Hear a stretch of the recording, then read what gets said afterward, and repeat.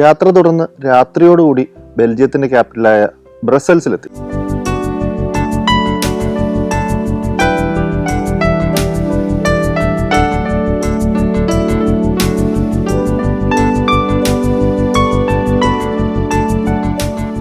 ബ്രസൽസിൽ ഞങ്ങൾ ഹോട്ടലിലാണ് താമസിച്ചത്. അപ്പോൾ ഹോട്ടലിൽ ഫസ്റ്റ് ഒരു ഹോട്ടൽ യാത്രയുടെ ആദ്യത്തെ ഹോട്ടൽ സ്റ്റേ ആണ്.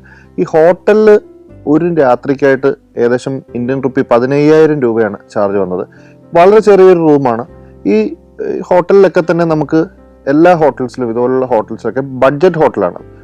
അവിടെ നമുക്ക് ക്ലോത്ത്സ് വാഷ് ചെയ്യാം, അതിനുള്ള സൗകര്യമുണ്ട്. അതിനൊക്കെ ഒരു കോമൺ ഏരിയ ഉണ്ട്. അതുപോലെ തന്നെ നമുക്ക് കുക്ക് ചെയ്യാം. കുക്കിങ്ങിനുള്ള സൗകര്യങ്ങളൊക്കെ ആ ഹോട്ടലിൽ തന്നെ അവൈലബിൾ ആയിരിക്കും. ഞങ്ങൾ ഫുഡ് കുക്ക് ചെയ്യാനാണ് തീരുമാനിച്ചത്. രാത്രി ഞങ്ങൾ റൈസും കുറച്ച് സൂപ്പർ മാർക്കറ്റിൽ നിന്ന് കുറച്ച് മീറ്റൊക്കെ വാങ്ങിച്ചിട്ടുണ്ടായിരുന്നു. അതെല്ലാം കുക്ക് ചെയ്തു.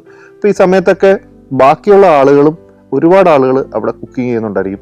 എല്ലാവരും അങ്ങോട്ടും ഇങ്ങോട്ടും വളരെ റെസ്പെക്ട് ചെയ്ത് അങ്ങോട്ടും ഇങ്ങോട്ടും വളരെ ബഹുമാനം നൽകി എല്ലാവരും അങ്ങോട്ടും ഇങ്ങോട്ടും ഹായ് ഒക്കെ പറഞ്ഞ് എവിടെ നിന്നാണ് എങ്ങോട്ടാണെന്നൊക്കെ ചോദിച്ച് നമ്മൾ ഭയങ്കര കംഫർട്ടബിൾ ആണ്. നമുക്കൊരു ഡിസ്കംഫർട്ടും തോന്നുന്നില്ല അവിടെ ചെന്ന്. ഇതുപോലെയുള്ള പബ്ലിക് സ്പേസസ് യൂസ് ചെയ്യുമ്പോൾ നമുക്കൊരു ഡിസ്കംഫർട്ടും ഫീൽ ചെയ്യത്തില്ല. കാരണം ആൾക്കാരൊക്കെ അത്രയും വെൽക്കമിങ് ആണ്. ഒത്തിരി ടൂറിസ്റ്റുകൾ അവിടെ ഉണ്ടായിരുന്നു. സോ കുക്ക് ചെയ്ത് ഫുഡൊക്കെ കഴിച്ചു.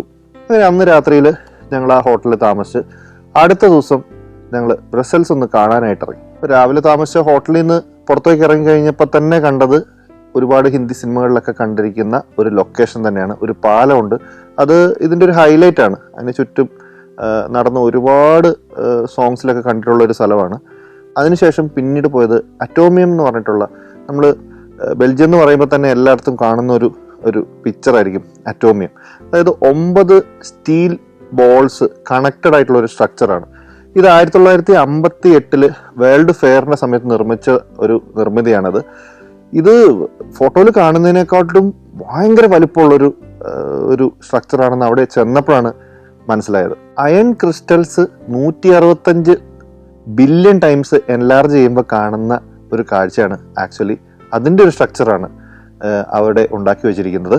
102 മീറ്റർ ഹൈറ്റിലാണ്. നമ്മൾ താഴെ നിന്ന് നോക്കുമ്പോഴൊക്കെ ഒരു 3D എഫക്റ്റ് ആണ്. നമുക്ക് വാഹനം ഓടിച്ചതിൻ്റെ ചുറ്റും പോകാൻ പറ്റും. അപ്പോൾ ഒരു 3D എഫക്റ്റ് ആണ് ഫീൽ ചെയ്യുന്നത്. പക്ഷെ ഇത്രത്തോളം വലിപ്പമുള്ളൊരു സംഭവമാണെന്ന് അവിടെ ചെന്ന് കഴിഞ്ഞപ്പോഴാണ് മനസ്സിലായത്. അപ്പം അതിൻ്റെ മുമ്പിൽ നിന്ന് ഫോട്ടോ ഒക്കെ എടുത്ത്, എന്തായാലും അതൊരു ടൂറിസ്റ്റ് സ്പോട്ടാണ്, അതൊന്ന് ഫോട്ടോ ഒക്കെ എടുത്ത് ഞങ്ങൾ പതുക്കെ വീണ്ടും അവിടെ നിന്ന് നീങ്ങി. പിന്നീട് ബെൽജിയം എന്ന് പറയുമ്പോൾ നമുക്ക് ആദ്യം ഓർമ്മ വരുന്നത് എന്താണ്? Belgium chocolate and Belgian beer. അപ്പം ഞങ്ങൾ വീണ്ടും ടൗണിലേക്ക് കയറി, ടൗണിലേക്ക് തിരിച്ചു വന്ന് അവിടുന്ന് ഒരു ബെൽജിയം ബിയറൊക്കെ ഒന്ന് ടേസ്റ്റ് ചെയ്തു. കുറച്ച് ചോക്ലേറ്റ്സ് ഒക്കെ വാങ്ങിച്ച് കഴിച്ചു. പിന്നെ അവിടെ ഒന്നും ഒരുപാട് വാങ്ങിച്ച് വെക്കേണ്ട ആവശ്യമൊന്നുമില്ല. കാരണം മിക്ക സ്ഥലങ്ങളിലും ടേസ്റ്റ് ചെയ്യാൻ സാധനം വെച്ചിട്ടുണ്ടാകും. അപ്പോൾ അത് പല സ്ഥലത്തുനിന്ന് നമ്മളെടുത്ത് ടേസ്റ്റ് ചെയ്യും. അപ്പോൾ എല്ലാത്തിനും ടേസ്റ്റ് ഒന്നും കിട്ടും, ഒരല്പം വാങ്ങിക്കും. അത് നമ്മുടെ ഒരു ക്യാരക്ടർ അറിയാതെ അവിടെ ഒരു പുറത്ത് വരും. ബട്ട് സ്റ്റിൽ നമ്മൾ സാധനമൊക്കെ വാങ്ങിച്ച് അതൊക്കെ എൻജോയ് ചെയ്ത് നമ്മൾ അടുത്ത സ്ഥലത്തേക്ക് നീങ്ങി. ബെൽജിയത്തിൽ നിന്ന് പിന്നീട് നമ്മൾ നെതർലാൻഡ്സ് ലക്ഷ്യം വെച്ചിട്ടാണ് യാത്ര തുടർന്നത്. അപ്പോൾ ബെൽജിയത്തിൽ നിന്ന് നമ്മൾ ഒരു രാത്രിയൊക്കെ സ്റ്റേ ചെയ്തപ്പോൾ തന്നെ ഏകദേശം മനസ്സിലായി വളരെ എക്സ്പെൻസീവ് ആയിരിക്കും മുന്നോട്ടുള്ള യാത്ര. അപ്പം ജോയിച്ചേട്ടൻ പറഞ്ഞു, എമ്മിൽ ഹോട്ടലിൽ മാത്രമേ താമസിക്കത്തുള്ളൂ എന്ന് ചോദിച്ചു. ഞാൻ പറഞ്ഞു, എനിക്ക് അങ്ങനെ ഒരു നിർബന്ധവും ഇല്ല, എവിടെ വേണമെങ്കിലും താമസിക്കും.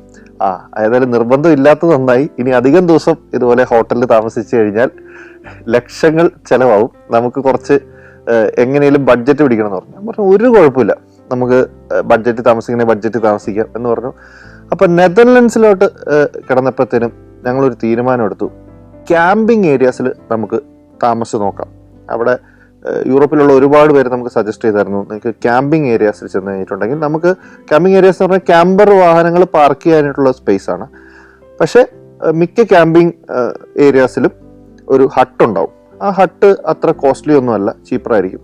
നെതർലൻഡ്സിലോട്ട് യാത്ര ചെയ്തപ്പോൾ ഞങ്ങൾ ആദ്യം എടുത്തൊരു തീരുമാനം, നെതർലൻഡ്സ് എന്ന് പറയുമ്പോൾ ആദ്യം ആൾക്കാരുടെ മനസ്സിലോട്ട് വരുന്ന അവിടുത്തെ ലഹരി, അവിടുത്തെ റെട്രീറ്റ്, ഇതൊക്കെയാണ്. സോ അത് ആംസ്റ്റർഡാം എന്ന് പറയുന്ന ആ ഒരു നഗരമാണ്. ആംസ്റ്റർഡാമിൽ പോകണ്ട, പകരം ഞാൻ നേരത്തെ പറഞ്ഞതുപോലെ തന്നെ വില്ലേജസും അതുപോലെയുള്ള സ്ഥലങ്ങൾ കൂടുതൽ വിസിറ്റ് ചെയ്യാമെന്നാണ് തീരുമാനിച്ചത്.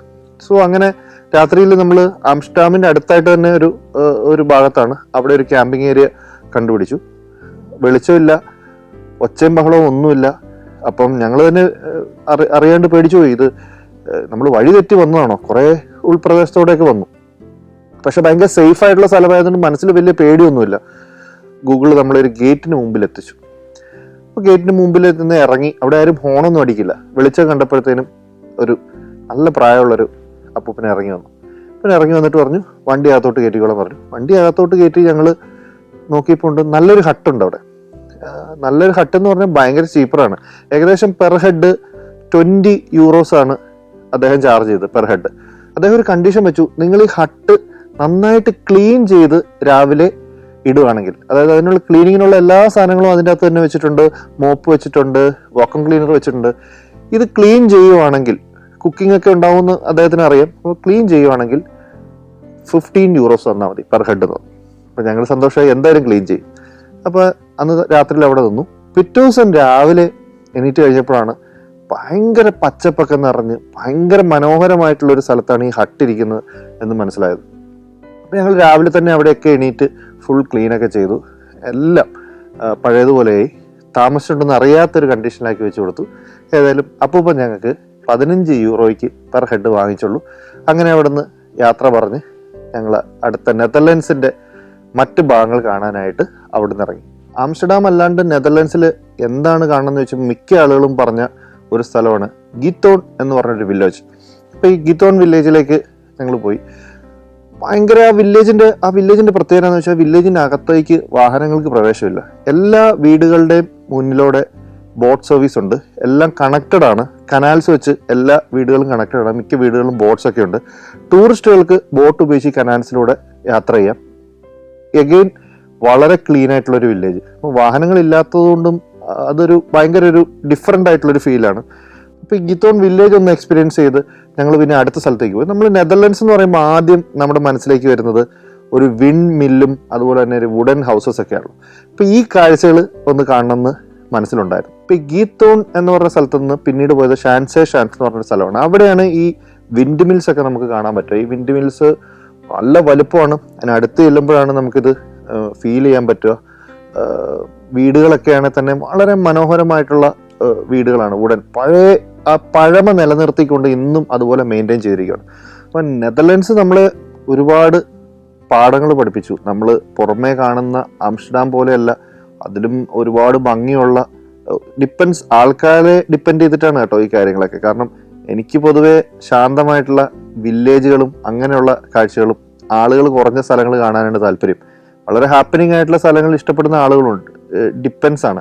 അപ്പം എനിക്ക് ഭയങ്കരമായിട്ട് ആ ഒരു നെതർലൻഡ്സിലെ ഗ്രാമക്കാഴ്ചകളും ആ ഒരു സംഭവങ്ങളൊക്കെ ഭയങ്കര ഇഷ്ടപ്പെട്ടു. ഇപ്പം നെതർലൻഡ്സിൽ വെച്ചിട്ട് ഞങ്ങൾക്ക് മറ്റൊരു തീരുമാനം എടുക്കേണ്ടി വന്നു. അതായത് ഇനി അടുത്ത സ്ഥലം മുതൽ ഇതുപോലെ ക്യാമ്പിംഗ് ഏരിയാസിൽ താമസിക്കാം. ബിക്കോസ് അത് ഭയങ്കര ചീപ്പറാണ്. ഇപ്പോൾ ഹോട്ടലിൽ താമസിക്കുന്ന റേറ്റ് വെച്ച് ഇത്ര ഒരുപാട് ദിവസം ട്രാവൽ ചെയ്തിട്ടുണ്ട്, ഒരുപാട് പണം അതിനുവേണ്ടി ചിലവാകും. അതുകൊണ്ട് എന്തായാലും ഇനി മുതൽ ക്യാമ്പിംഗ് ഏരിയാസിൽ നമുക്ക് പോയി നോക്കാം എന്ന് നമ്മൾ തീരുമാനമെടുത്തു. അപ്പം ആ തീരുമാനത്തിൽ നിന്ന് ഞങ്ങൾ വീണ്ടും ഒരു തീരുമാനം എടുത്തു. ഒരു ടെൻറ്റ് വാങ്ങണം, സ്ലീപ്പിംഗ് ബാഗ് വാങ്ങണം. അപ്പം നമുക്ക് ക്യാമ്പിംഗ് ഏരിയാസിൽ പോയിട്ട് വാഹനം അവിടെ ഇട്ട് ടെൻറ്റ് ചെയ്ത് സ്ലീപ്പിംഗ് ബാഗ് കിടന്നുറങ്ങാം. വളരെ ചീപ്പറായിരിക്കും. പിന്നെ നമ്മൾ സൂപ്പർ മാർക്കറ്റിൽ നിന്നെല്ലാം ഫുഡ് എപ്പോഴും കരുതും. നമുക്ക് ചോറുണ്ടില്ലെങ്കിൽ ഒരു സമാധാനമില്ല. അപ്പോൾ ചോറും അതുപോലെ തന്നെ എന്തെങ്കിലും മീറ്റും അച്ചാറൊക്കെ ഉണ്ടാവും. അപ്പോൾ ഇത് കണ്ടിന്യൂ ചെയ്യാം. കുറച്ചും കൂടെ ചീപ്പറാക്കിയില്ലെങ്കിൽ നോർവേ ഒക്കെ വളരെ എക്സ്പെൻസീവ് ആണെന്ന് കേട്ടിട്ടുണ്ട്. അവിടെയൊക്കെ എത്തുമ്പോഴത്തേനും ആകെ പ്രശ്നമാവാൻ സാധ്യതയുണ്ടെന്ന് മനസ്സിലാക്കി. നമ്മൾ കൂടുതൽ എൻജോയ് ചെയ്യുക അല്ലെങ്കിൽ ലക്ഷറി ആയിട്ട് താമസിക്കുക എന്നുള്ളതല്ലോ. മാക്സിമം സ്കാൻഡിനേവിയൻ കൺട്രീസിലോട്ട് കിടക്കുകയാണ്. അത് വലിയൊരു ഡ്രീമാണ് സ്കാൻഡിനേവിയൻ കൺട്രീസിൽ യാത്ര ചെയ്യുന്നത്. ഇനി അടുത്ത ഡെൻമാർക്കിലേക്കാണ്. ഡെൻമാർക്ക് എന്ന് പറഞ്ഞാൽ സ്കാൻഡിനേവിയൻ കൺട്രീസായി. സോ എല്ലാ തരത്തിലും നമ്മുടെ എക്സ്പെൻസ് കുറച്ച് മാക്സിമം എക്സ്പ്ലോർ ചെയ്യാൻ തീരുമാനിച്ചു. സോ നെതർലൻഡ്സിൽ നിന്ന് നമ്മൾ യാത്ര തുടങ്ങി. നെതർലൻഡ്സിൽ നിന്ന് നമ്മൾ ഡെൻമാർക്കിലേക്ക് പോകുമ്പോൾ ജർമ്മനിയിലൂടെ കയറിയിട്ടാണ് പോകുന്നത്. ഈ ജർമ്മനി നമ്മൾ ആക്ച്വലി ചെറിയൊരു പാർട്ടിക്കടെ കയറിയിട്ടാണ് പോകുന്നത്. ജർമ്മനിയിൽ സാധനങ്ങളുടെ വില ഭയങ്കര കുറവാണ്. സോ നമ്മുടെ ഷോപ്പിംഗ് ഒക്കെ ജർമ്മനിയിൽ നടത്താൻ തീരുമാനിച്ചു. സോ പോകുന്ന വഴിക്ക് നമ്മൾ ജർമ്മനിയിൽ പ്രവേശിച്ച ശേഷം അവിടെ നിന്ന് നമ്മൾ ടെൻറ്റ്, അതുപോലെ സ്ലീപ്പിംഗ് ബാഗ്, മറ്റ് സാധനങ്ങളെല്ലാം വാങ്ങിച്ചു. സൂപ്പർ മാർക്കറ്റിൽ കയറി വീണ്ടും ഫുഡും കാര്യങ്ങളൊക്കെ ആവശ്യത്തിന് സ്റ്റോക്ക് ചെയ്തു, എല്ലാ കാര്യം. പക്ഷെ പെട്ടെന്ന് നമ്മൾ ജർമ്മനി ഒരു ചെറിയ ഭാഗമേ ഉള്ളൂ. ജർമ്മനി കഴിഞ്ഞ് നമ്മൾ അടുത്ത രാജ്യമായ ഡെൻമാർക്കിലേക്ക് കയറി. ഇന്ത്യയിലെ 13 സംസ്ഥാനങ്ങളിലൂടെയുള്ള സഞ്ചാരം ഇപ്പോൾ പെൻ ഡ്രൈവിൽ ലഭിക്കുന്നു. ചരിത്രവും ഐതിഹ്യങ്ങളും യഥാർത്ഥ ജീവിതവും ഒത്തുചേരുന്ന ഇന്ത്യൻ കാഴ്ചകളുടെ ഈ അസുലഭ ശേഖരം സ്വന്തമാക്കാൻ 9995444222 എന്ന നമ്പറിലേക്ക് ഇന്ത്യ എന്ന് SMS ചെയ്യൂ. ഇപ്പം ഈ ജർമ്മനിയിൽ നിന്ന് ഞങ്ങൾ അത്യാവശ്യം കുറച്ച് ബിയർ ക്യാൻസും ഒക്കെ വാങ്ങിച്ച് വണ്ടിയിൽ വെച്ചിട്ടുണ്ടായിരുന്നു. നമ്മൾ ഡെൻമാർക്ക് ബോർഡർ എടുക്കാറായി. ഡെൻമാർക്ക് ബോർഡർ എത്തിയപ്പോൾ പെട്ടെന്ന് കയ്യിൽ ഗണ്ണൊക്കെ ആയിട്ട് 2 പോലീസുകാർ, ഒരു വനിതാ പോലീസും ഒരു ചെറുപ്പക്കാരനായിട്ടുള്ള പോലീസും 2 പേര് വണ്ടി തടഞ്ഞു നിർത്തി വണ്ടി ഒതുക്കാൻ പറഞ്ഞു. അപ്പോൾ തന്നെ ഞാൻ പറഞ്ഞല്ലോ, ജോജി ചേട്ടന് ടെൻഷൻ്റെ ആളായി. എടാ പോയടാ, ലിക്കർ എനിക്ക് കരുതാൻ പാടില്ല എന്ന് തോന്നുന്നു. ഞാൻ പറഞ്ഞത് യൂറോപ്പല്ലേ, ഇവിടെ അങ്ങനെ പ്രശ്നമൊന്നും ഇല്ലല്ലോ. പക്ഷെ പുള്ളിക്ക് ഒരു ഇന്ത്യൻ ഫീല് പെട്ടെന്ന് വന്നു. ഇന്ത്യയിലാണെന്ന് എന്തോ ചിന്തിച്ചിട്ടാണെന്ന് തോന്നുന്നു. ആവശ്യമില്ലാത്ത ഭയങ്കര ടെൻഷൻ. അപ്പോൾ വണ്ടിയൊക്കെ നിർത്തി ഞങ്ങൾ ഇറങ്ങി.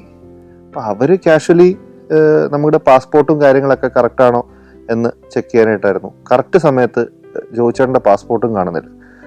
ഭയങ്കര ടെൻഷനായി. പെട്ടെന്ന് ഞാൻ പാസ്പോർട്ട് എടുത്തു, സാൻഡോയും പാസ്പോർട്ട് എടുത്തു.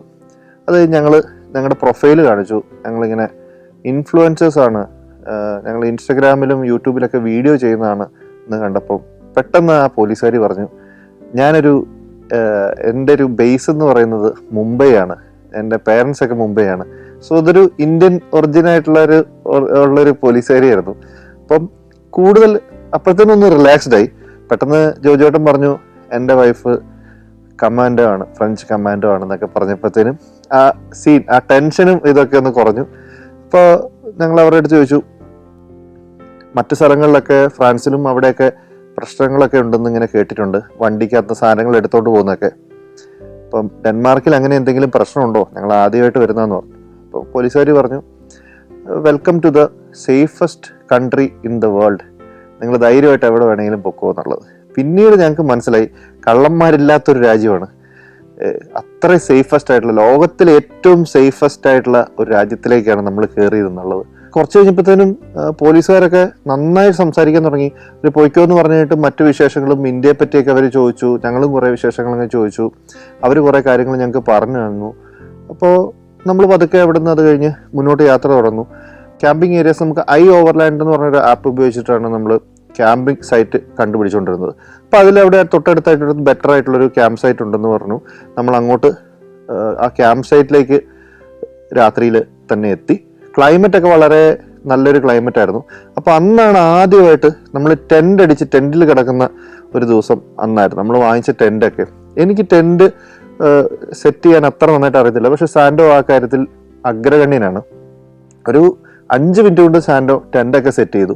നമ്മൾ ക്യാമ്പിംഗ് സൈറ്റിലായിട്ട് കയറി ചെന്ന് കഴിയുമ്പം രാത്രിയാകുമ്പോൾ അവിടെ ആളുകളൊന്നും ചിലപ്പോൾ ഉണ്ടാവില്ല. പക്ഷെ നമുക്ക് ക്യാമ്പ് സൈറ്റിൽ കയറി ചെന്ന് അടുത്ത ദിവസം നെക്സ്റ്റ് ഡേ പേയ്മെൻറ്റ് നടത്തിയാൽ മതി. അപ്പോൾ നമ്മൾ ഏറ്റവും നല്ലൊരു പുൽമൈതാനം നോക്കി ഒരു സ്ഥലം സെലക്ട് ചെയ്ത് അവിടെ വാഹനം ഇട്ട് അതിൻ്റെ സൈഡിൽ തന്നെ നമ്മൾ ടെൻറ്റ് സെറ്റ് ചെയ്യും. എന്നിട്ട് നമ്മൾ സ്ലീപ്പിംഗ് ബാഗ് ഉപയോഗിച്ച് ടെൻറ്റിൻ്റെ അകത്താണ് കിടന്നുറങ്ങുന്നത്. 3 ആൾക്ക് സുഖമായിട്ട്, നല്ല ക്ലൈമറ്റ് ആയതുകൊണ്ട് തന്നെ അവിടെ കിടന്നുറങ്ങാം. പിന്നെ സേഫ്റ്റിയെ പറ്റി യാതൊന്നും പേടിക്കേണ്ടതുമില്ല. അപ്പോൾ അന്ന് അവിടെ കിടന്നു. നമ്മൾ അടുത്ത ദിവസം നല്ല ക്ഷീണം ഉണ്ടായിരുന്നു. അടുത്ത ദിവസം രാവിലെ എണീറ്റ് നോക്കിയപ്പം ഞങ്ങളുടെ ചുറ്റുവട്ടം ഒരുപാട് ഇതുപോലെ ക്യാമ്പിംഗ് വാഹനങ്ങൾ. ക്യാമ്പിംഗ് വാഹനം എന്ന് പറഞ്ഞിട്ടുണ്ടെങ്കിൽ ക്യാരവൻസ് ആയിട്ടും ഉണ്ട്, അതല്ലാണ്ട് വാഹനങ്ങൾ ഉപയോഗിച്ച് നമ്മൾ കെട്ടി വലിച്ച് ടോ ചെയ്തുകൊണ്ട് പോകുന്ന ക്യാമ്പിംഗ് സെറ്റപ്പുകളും ഉണ്ട്. ഇഷ്ടം പോലെ ആളുകളുണ്ട്.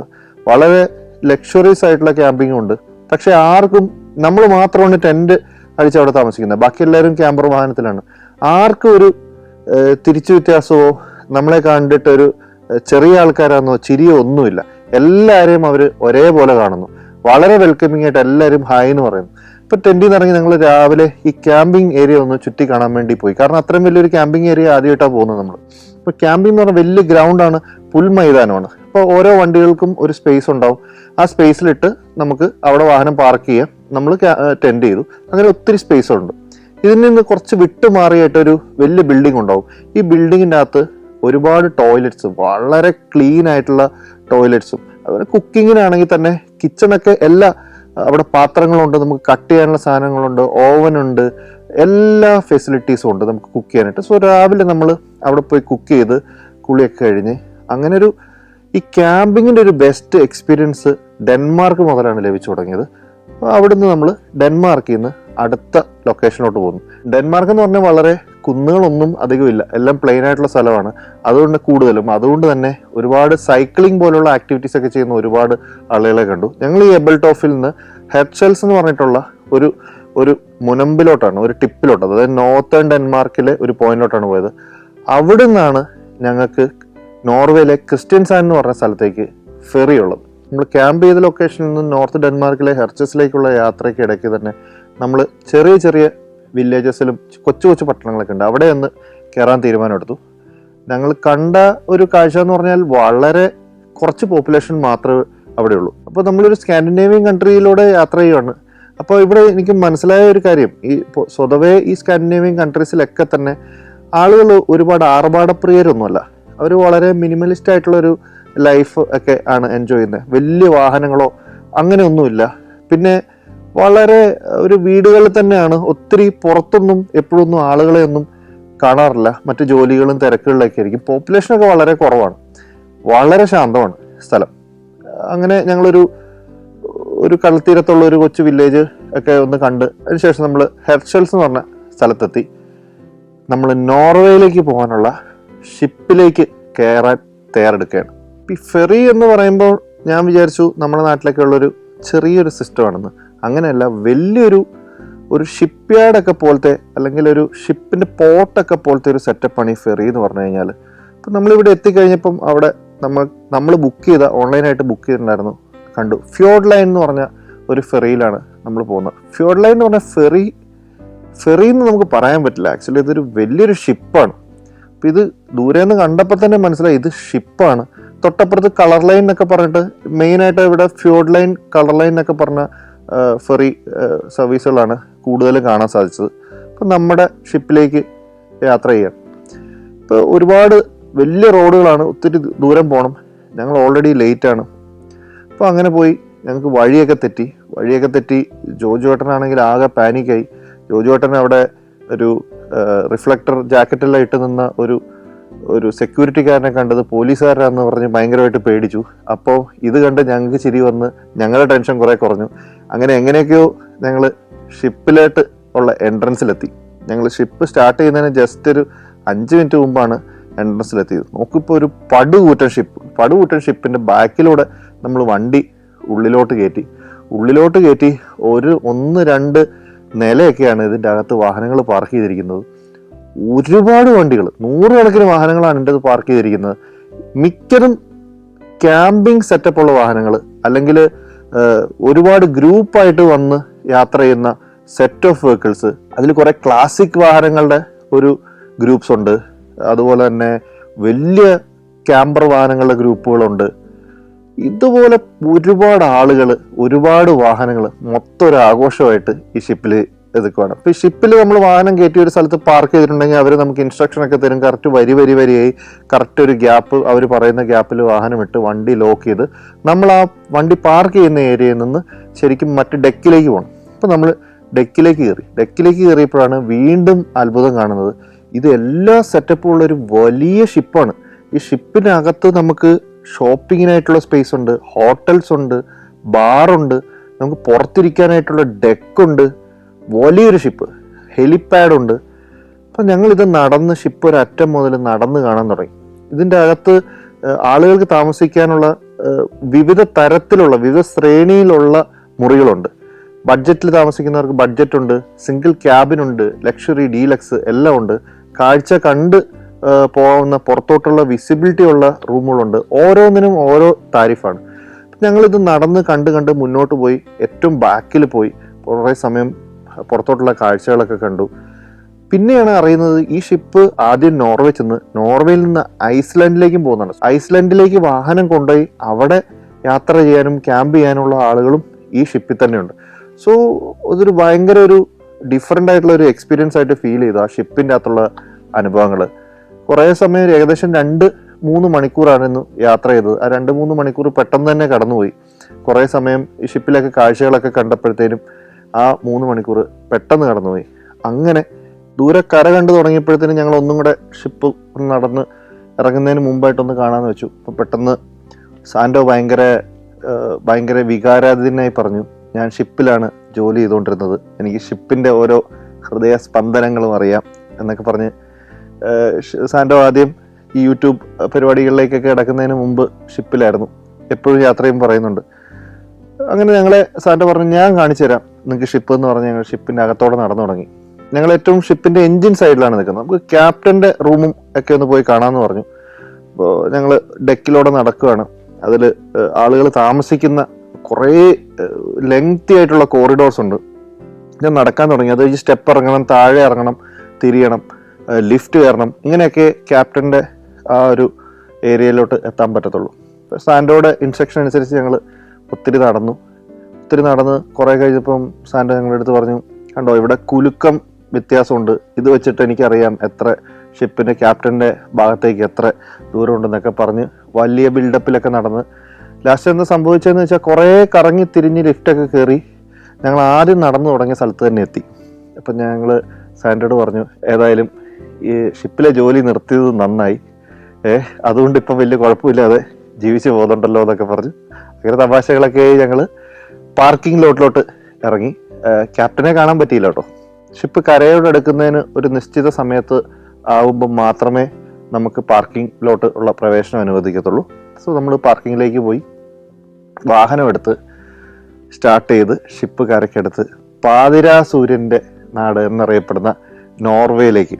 ഈ യാത്രയിൽ ഞങ്ങൾ ഏറ്റവും അധികം എല്ലാവരും ഒന്നിച്ച് കാണണമെന്നും ഇതുവരെ ഞങ്ങൾ ആരും യാത്ര ചെയ്തിട്ടില്ലാത്തതുമായിട്ടുള്ള ഒരു രാജ്യമാണ് നോർവേ. അങ്ങനെ നോർവേയിലെ ക്രിസ്ത്യൻ സാനിലേക്ക് ഞങ്ങൾ വാഹനം ഇറക്കി.